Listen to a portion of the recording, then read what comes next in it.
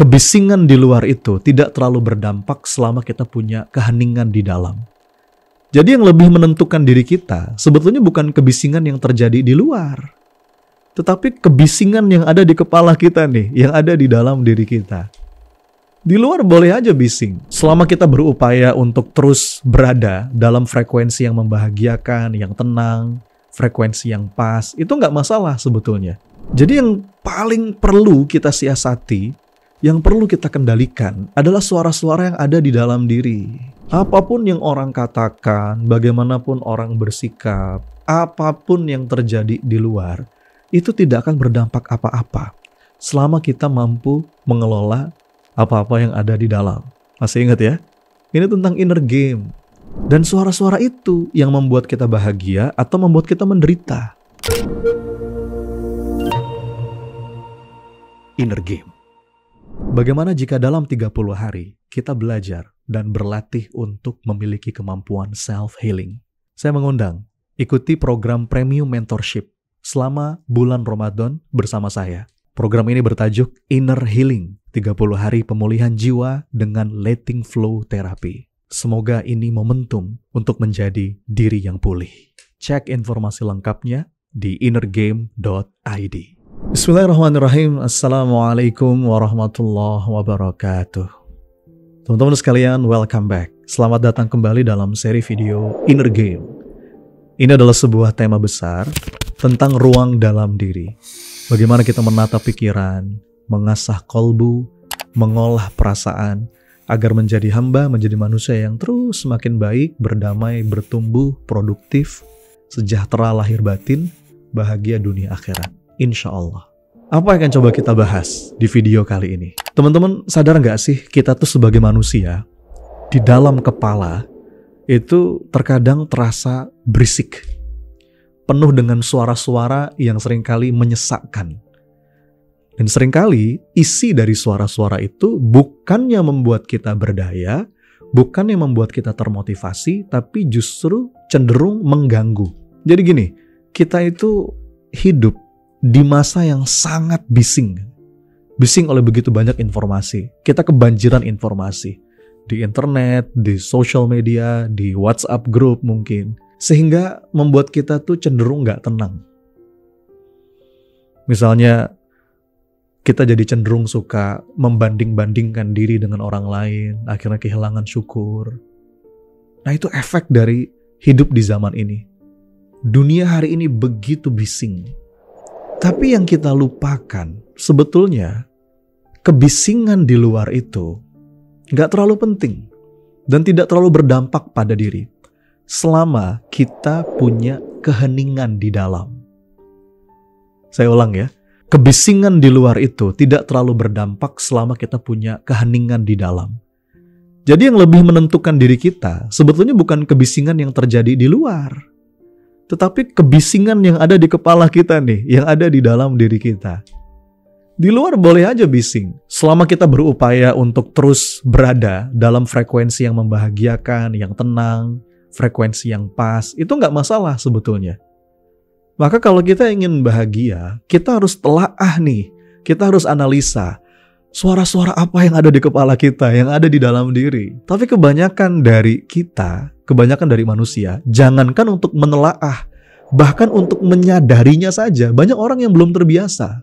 Menyadari apa? Ya tadi, sadar bahwa dalam diri kita itu ada suara-suara.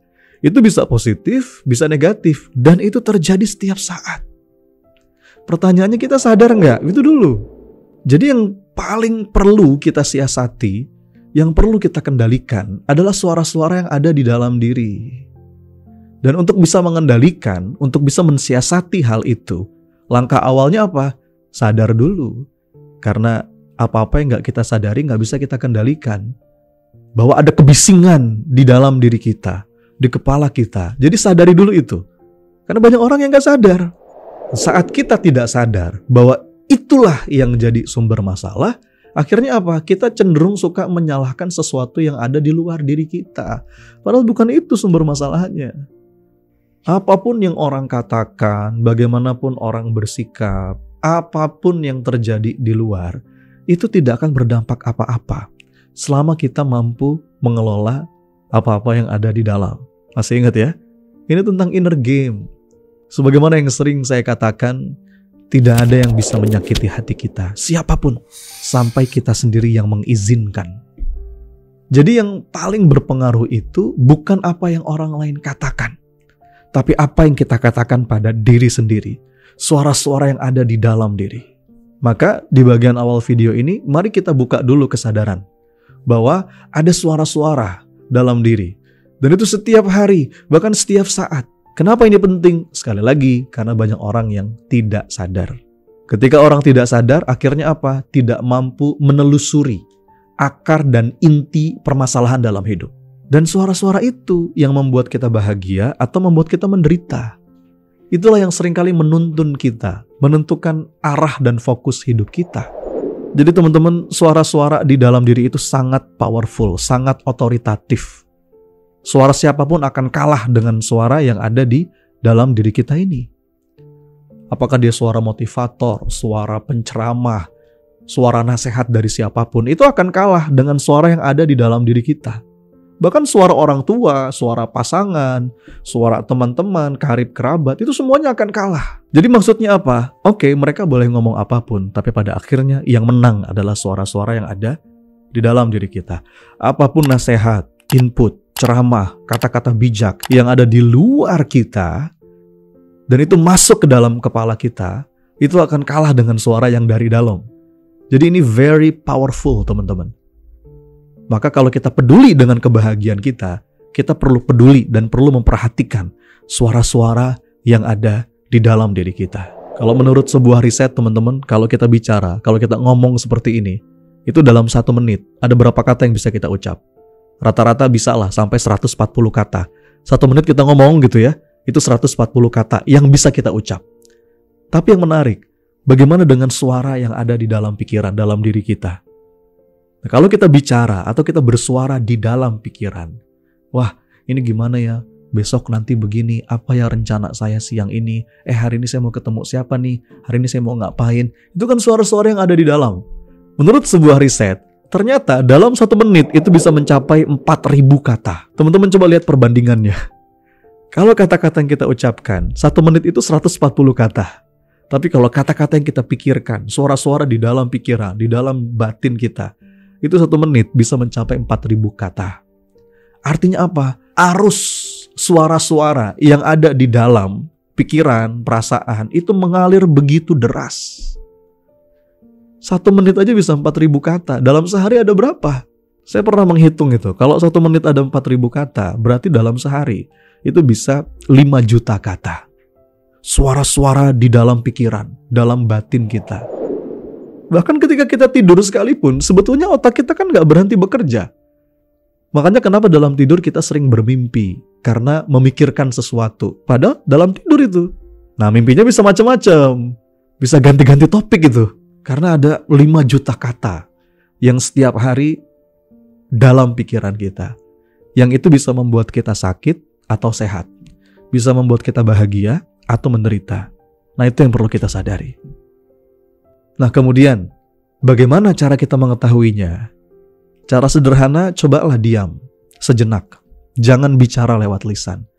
Nah, coba ketika kita diam, kita baru rasakan tuh, iya ya, ada yang ngomong. Dan sebenarnya itu di dalam kepala kita, dalam pikiran kita, dalam diri kita. Ada banyak sekali yang lewat tuh, omongan-omongan di dalam pikiran kita. Dan itulah yang seringkali menentukan arah hidup kita, yang menentukan seseorang itu berdaya atau putus asa, seseorang itu bahagia atau sengsara. Maka apa upaya kita atas hal ini? 1, kembali lagi, kita perlu sadar dulu. Suara-suara ini positif atau negatif? Positif ini artinya apa? Membuat kita lebih semangat, membuat kita lebih powerful, membuat kita lebih bertenaga menghadapi kehidupan. Atau yang negatif, membuat kita malah merasa pesimis, merasa lemah, merasa nggak berdaya, hopeless, nggak percaya diri, kebanyakan takut, cemas. Nah, kita itu punya kemampuan untuk memilih dan mengatur semua itu. Tapi sebelum kita mampu mengaturnya, kita perlu kenali dulu.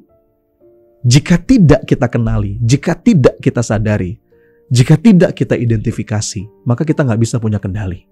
Maka kenali dulu suara-suara itu yang ada di pikiran kita, di kepala kita, dalam batin kita. Saat kita sadar, baru kita kemudian mengatakan, oh iya ya, nggak heran ya, kenapa kok saya begini? Kenapa nasib saya seperti ini? Kenapa yang saya rasakan kok kayak begini? Ternyata yang ada di kepala saya, di pikiran saya, dalam batin saya, kata-kata ini. Dan memang rata-rata orang itu punya kecenderungan 60% isi kata-kata dalam diri itu yang negatif, sampah-sampah pikiran yang terlalu banyak. Dan ini perlu kita detox. Untuk itulah kita perlu sering-sering jeda. Sebentar, jeda dulu, kita lagi mikirin apa nih?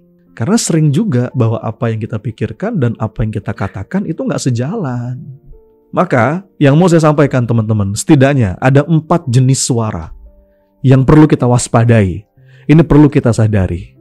Yang pertama, suara-suara yang mendorong kita ke arah kesenangan, pleasure, kepuasan sementara, kenikmatan jasmani. Sering saya sampaikan, pleasure itu berbeda dengan happiness. Kalau happiness itu kan kebahagiaan, tapi kalau pleasure itu kesenangan, kenikmatan duniawi, kepuasan jasmani yang seringkali durasinya pendek, yang sifatnya itu sementara. Kalau bahasa Quran disebut dengan mata, makanya ayatnya wamal hayatud dunya illa mata'ul ghurur. Dunia itu kesenangan yang menipu. Nah, ini suara-suara yang perlu kita waspadai, yang mendorong kita pada kesenangan. Misalnya nih, kita udah berniat mau olahraga. Wah, ini mumpung long weekend nih, bisa nih kita olahraga. Besok pagi deh, saya mau lari, saya mau olahraga. Tapi ketika kita bangun keesokan harinya, habis sholat subuh, kemudian ada suara nih di dalam kepala kita. Apa suaranya? Udahlah, tidur lagi aja. Ini mumpung libur loh. Kapan lagi bisa tidur dan istirahat agak lama? Jarang-jarang kamu libur. Ngapain sih kamu? Biasanya setiap pagi kamu berangkat ke kantor. Ini lagi liburan masih aja mikirin olahraga. Kapan istirahatnya? Udah, tidur lagi aja. Nah, itu kan suara-suara tuh dalam batin kita. Yang kalau kita nggak sadar, itu bisa membatalkan niat kita atau komitmen kita. Suara-suara yang mengarahkan kita pada kenikmatan duniawi, kepuasan jasmani sesaat, kesenangan yang sifatnya cenderung sementara atau jangka pendek. Itulah pleasure. Ini perlu kita waspadai. Kemudian, suara kedua yang perlu kita perhatikan, yang perlu kita waspadai adalah suara yang mendorong kita untuk membenci seseorang atau menghancurkan orang lain. Ini bahaya. Ini bisa berawal dari suara-suara hasad, penyakit hati. Misalnya kita lagi ngobrol sama orang, terus muncul tuh suara dalam batin kita. Alah, ini orang cuma bisa ngomong doang. Padahal kenyataannya mana? Nggak pernah tuh ada realisasi. Udahlah, saya malas sebenarnya ngomong sama dia. Dia cuma ngomong doang. Itu suara negatif. Ya. Paling cuma pencitraan aja itu. Itu kan suara-suara yang penuh dengan kebencian, ketidaksukaan kepada orang. Bahkan keinginan untuk menyerang orang. Jangan-jangan dia punya begitu karena hasil nipu tuh, curang tuh. Itu kan dalam kepala kita ya. Ini perlu kita sadari. Wah, ini bahaya ini. Ini kebencian namanya. Ini hasad namanya. Terutama ketika kita berhadapan dengan orang yang mungkin berbeda pandangan dengan kita. Kemudian kita cenderung menunjukkan ketidaksukaan. Dan ini membuat pikiran kita nggak jernih. Tidak adil dalam menilai sesuatu. Padahal kaidahnya dalam Quran pun disebutkan jangan sampai ketidaksukaan kita terhadap seseorang membuat kita nggak fair. Membuat kita nggak adil dalam menilai sesuatu. Nah, suara-suara ini sering menjadi distorsi. Kemudian lanjut, suara ketiga yang perlu kita waspadai itu adalah suara yang mendorong kita untuk selalu ingin buru-buru, selalu ingin cepat-cepat. Karena memang yang namanya manusia itu punya kecenderungan, kepinginnya itu cepat. Misalkan ketika berdoa, pingin cepat terkabul. Ketika melakukan sesuatu, kepingin cepat mendapatkan hasil. Betul nggak sih? Padahal kata Nabi, di antara sebab doa seorang hamba itu tertolak karena tergesa-gesa, buru-buru, dan akhirnya suuzon kepada Allah. Ada hadisnya tuh. Allah senantiasa akan mengabulkan doa seorang hamba malam ya'jal, kata Rasulullah, selama hamba itu tidak tergesa-gesa. Lalu sahabat bertanya, ya Rasulullah, ma'al istijal, seperti apakah hamba yang tergesa-gesa itu? Kata Nabi, hamba yang tergesa-gesa itu dia berdoa, tapi setelah berdoa dia mengatakan, mana Mana? Aku udah berdoa. Mana? Allah nggak kabulkan. Itulah hamba yang tergesa-gesa. Istijal. Dan hamba yang seperti itu tertolak doanya. Ada suuzon di situ. Ada sangka buruk di situ. Padahal segala sesuatu yang sedang Allah tunda itu berarti sedang disempurnakan. Atau Allah menggantinya dengan yang lebih baik. Ini persoalan prasangka, teman-teman. Hati-hati dengan bisikan-bisikan negatif yang akhirnya membuat seseorang jauh dari kesabaran. Bahkan cenderung mengambil jalan pintas loh. Suara-suara ini yang bikin orang pengen buru-buru, pengen cepet-cepet, membuat orang bisa ngambil jalan pintas. Pengen buru-buru kaya, akhirnya apa? Korupsi. Pengen buru-buru punya sesuatu, akhirnya apa? Berhutang. Padahal belum mampu. Kepingin buru-buru terkenal, kepingin buru-buru dapat gelar, sehingga kita jadi orang yang curang. Kita tidak menghargai proses. Inginnya itu apa yang mudah, apa yang cepat, bukan apa yang baik atau apa yang benar. Nah, ini teman-teman perlu kita waspadai. Kemudian terakhir, suara keempat yang perlu kita sadari, kita perhatikan, kita waspadai adalah suara-suara yang selalu meragukan kemampuan diri kita. Suara-suara yang selalu mendegradasi nilai diri kita. Istilahnya itu dari guru saya, self-discounting. Aku mah apa atuh, aku bukan siapa-siapa, aku gak punya kemampuan apa-apa. Gak mungkin. Allah itu ngasih kita potensi. Kita ini hambanya Allah yang mestinya itu confidence. Jadi kalau saya memahami, percaya diri yang benar itu memang bukan bertumpu pada kemampuan diri, tapi percaya diri karena yakin Allah selalu membersamai. Beda tuh rasanya. Humble confidence. La haula wa la quwata illa billah. Ada masanya mungkin kita ragu, ada masanya mungkin kita nggak percaya diri, tapi kalau kita yakin ada Allah yang membersamai, kita tidak terhambat untuk tetap melangkah dengan batin yang damai. La tahzan innallaha ma'ana. Ini kalimat yang mestinya menguatkan kita. Jadi hati-hati dengan suara yang melemahkan diri. So teman-teman sekalian, mudah-mudahan apa yang saya sampaikan ada manfaatnya. Saya mengundang, yuk kita belajar bareng 30 hari memulihkan jiwa dalam sebuah kelas mentorship khusus yang saya beri tajuk Inner Healing. Kita belajar sebuah teknik self-therapy, memulihkan jiwa dengan letting flow therapy. Setelah ikut kelas ini mudah-mudahan kita mampu memulihkan diri kita dalam setiap keadaan. Apa aja yang kita pelajari, bagaimana kita memahami hakikat napas untuk menemukan keikhlasan. Bagaimana seni melepaskan dan menyerahkan, letting go, letting God. Bagaimana kita mampu menemukan keindahan makna dari sebuah ujian. Dan apa yang perlu kita sikapi saat kenyataan tidak sesuai dengan harapan.